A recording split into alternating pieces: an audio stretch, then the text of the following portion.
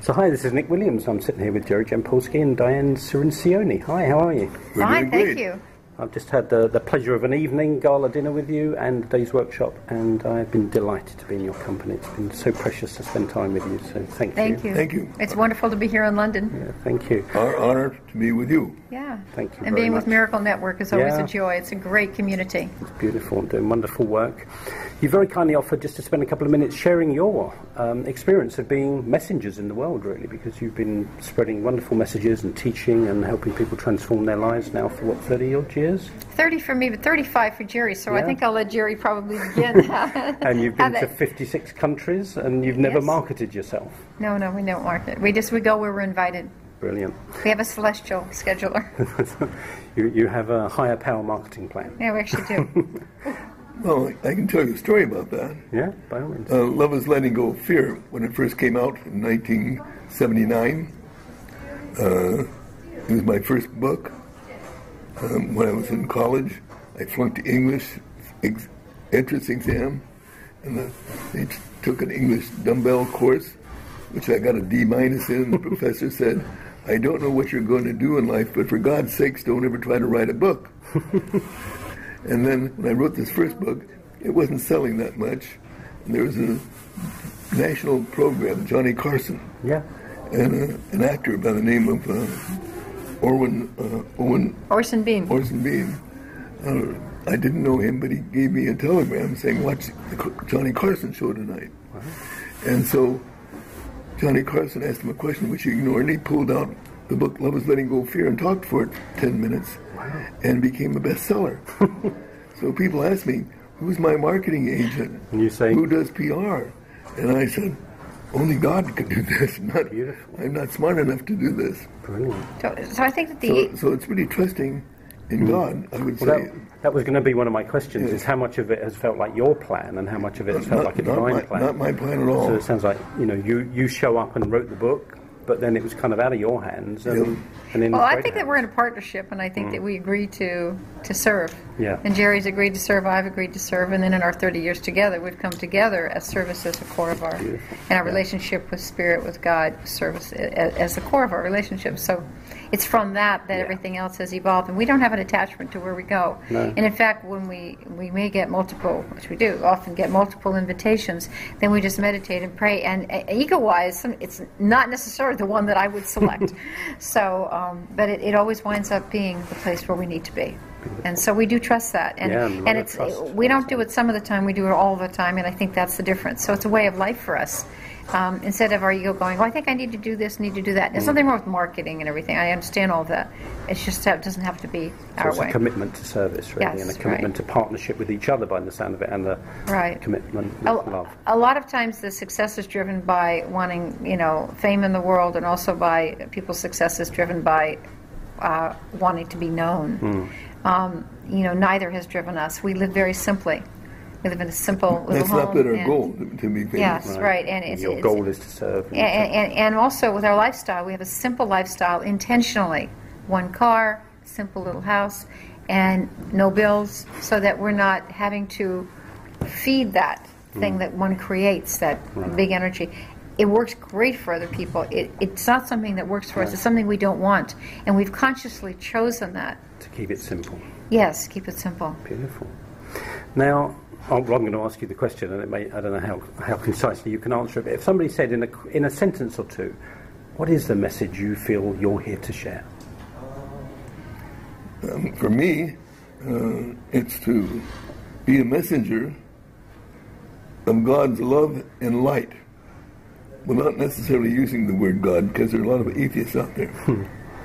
So it's to use a simple language that is easily understood, but goes very deeply, and do my best to walk my path so I can be authentic in terms of my integrity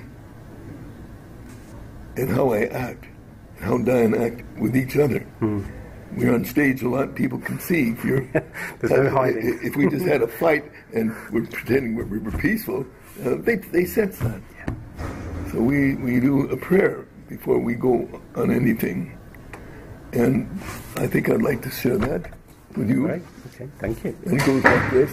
before we would do a TV show or a lesson. Anything, meeting with people, it's just to get your ego out of the way, regardless of what your And it practice comes from A is. Course in Miracles, and it goes like this: we are here only to be truly helpful, And we're here to represent you who sent us, and we do not have to worry about what we're going to say or do. because you who sent us will direct us, We're content to be wherever you wish, knowing that you're going there with us and we will be healed. as we let you teach us to heal.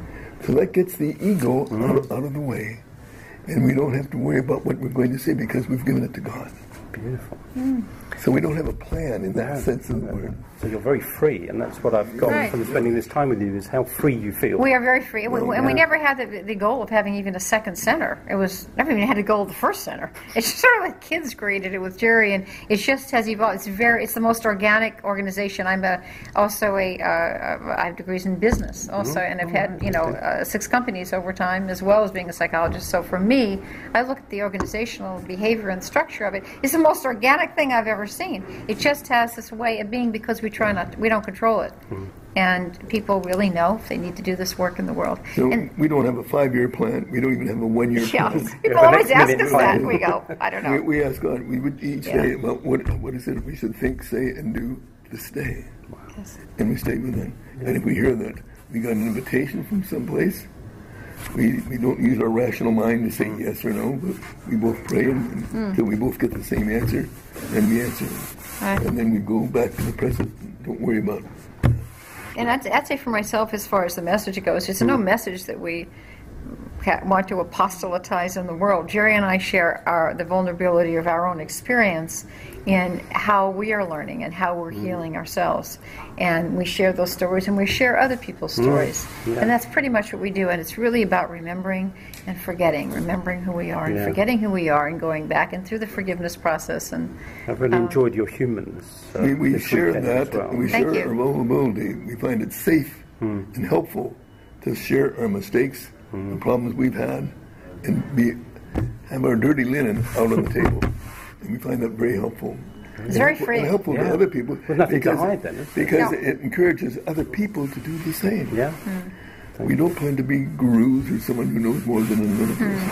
we don't consider ourselves teachers of it, too. One of our principles of attitudinal healing, on the Attitudinal Healing International site, they're all there, but one of them is that we're all equal students and teachers to each other. And it sounds like, oh, that's a simple, nice little statement, but the reality is that role is constantly shifting. So if we think we've come here just to teach people, I think we've missed the whole message, because we've learned so much. Yeah. Same You with can being only teach from therapists. learning, really. Exactly. So we have decades of being therapists also. If you think you're in the room and it's only here to help, only to help the other person, that you're not getting helped and you're not learning, I think you're missing the core something, spiritual aspect of it. You do have a responsibility as a therapist, but also you should be learning yourself. And so that role, is constantly shifting and changing. And we would like to let your listeners be aware, if they wanted to contact us and learn more about our work. You want to share our website? Yeah, Diane? it's www.ahinternational.org. Great, thank you. And when did you recognise your kind of impulse to share these messages? Was there a particular point in your lives where you thought, I want to share stuff? It was never that I wanted to share stuff. It was that in 1975, I had a spiritual epiphany. I knew that I was going to be on a spiritual course the rest of my life, making God's will my will one. And That's from atheism to that. and Quite a leap. I would listen. Big leap. I would listen to that inner voice to tell me what to think, say, and do. And that's what we've done. And to know that if we follow that pathway of love and forgiveness, not blaming others or ourselves, that we create an energy in ourselves of peace. And that energy is something that attracts many people who wish to find out more about that. And then we share our pathway with them, not trying to be authoritarian or saying they should do this or do that. But that kind of just sharing who and what we are and what we see our purpose is, a higher purpose than our ego self that is always interested in getting more and making more money and having better homes. That's not our goal. Our goal is to just be a messenger. And that gives Have us, inner peace as our goal. and that gives us the greatest joy ever. Yeah, I get that. And when I'm working with people who want to get out into the world, obviously one of the things that comes up is like fear of what are people going to think of me, and your humanness. How have you dealt with that, or how would you give tips to other people to deal with their human fears and their human vulnerabilities? Well, I know for me it happened actually in an instant, and I met Jerry in 1981, and by around 1983, and he was suggesting that I do some work with him in public, and I thought he was kind of crazy, but anyway, a couple of things happened, and we wound up doing it, and I said, okay, I would do this event with him down in Southern California at the University of California, Irvine, and at the time I wasn't a psychologist at the time, and so I was really feeling kind of intimidated inside. What am I going to do here? It just didn't make sense, but Jerry just seemed so clear about it. So we went there, and my name wasn't on the program. And I said, see, I wasn't supposed to do that. And I was, when something goes wrong, you want to find someone to blame. So I was definitely blaming Jerry because I wasn't taking responsibility. And I said, I'm not going in there. And then he sat down and very gently he said, well, even if your name was on there, Diane, you wouldn't have to go in. And I said, well, that's fine. It's not on there. I'm not going in. And he said, well, can I ask you one question? Why did you come here today? I would ask that of your listeners, your viewers. Why are they doing what they're doing? And so I thought for a moment, and I said, I came here to give love. And he said, are you capable of doing that? And I said, yeah, I know I can do that. And then he said, that's all you will ever be required to do. And then he gently got up and he said, I may see you at the end of the day, I may see you in the audience, or I may see you on the stage. I love you. And he walked away. Wow. And I sat there and I thought, gosh, to give love, I know how to give love, I know that. I don't know all this other stuff, but I know that. I asked for guidance and I got, yes, go. And that started it. And from then on, we did the healer's prayer, that prayer we did before, that I'm here only to be truly helpful. We do it before, not every event only, but when we meet people, we'll do it sometimes 3-4 times a day. And it really gets the ego out of the way. Right. And so from then on, for the last, oh God, what is that now? That's like 27 years of lecturing and working together on stages all over the world. It's never about being nervous. We didn't look nervous today, right? No. We're so casual. We're like, we don't have a script. Like I told them earlier, we don't know where we're going, but we sure aren't lost. I could tell almost, but we're not lost. On a section by section basis, you were checking in to go. Right, yeah, we had fun and it was we had fun. Enjoyable. Right, it's pure for us and honest for us. So wonderful, thank you. So thank you for asking. And anybody watching or listening, if they feel they've got a message that they're here to share, what would be your tips to anyone watching or listening to start that journey or to move further on that journey? For me, it's not so much the mechanical things that you do, because I think others can share a lot of information about that, and they're pretty obvious in this technological world. For me, I would say just be really clear about your intentionality and why you're doing something. And if it's going to be either out of love or it's going to be out of fear. Love would be out of the love of doing it, the love of service, the love of spirit, the love of humanity. Fear would be out of, I'm afraid that if I don't do this, I won't be known, I won't get my word out, all this stuff that goes with it under fear. So I think it's important to know ourselves, and it's always a journey. You're only going to know so much at the point where you're answering the question, and the next day maybe you'll know more. But I say that unless you have the integrity with yourself, people are going to see right through you. And so I'd say that's the first tool I would pick up in my toolbox to go out in the world, is that make sure that you have a pretty pure heart when you're doing it. And then people will see that. And the words you use, the techniques you use, how you dress, the number of people in the audience, it really doesn't matter. It's all made up. It doesn't matter. It only matters that you're healing and you're learning. You do believe? I would say to believe that nothing's impossible. To don't let other people make the decision whether you're going to be peaceful or not, which means don't give your power to other people. To know that you can make the choice for love, and you can make the choice for peace. And to believe in miracles, and to be clear that if you're doing it to make more money, if you're doing it to be more famous, it's all stuff that you want to do to create a better ego. And so I'm saying that for us, it's helpful to not do it on an ego base, but doing it on a higher power based, on a desire to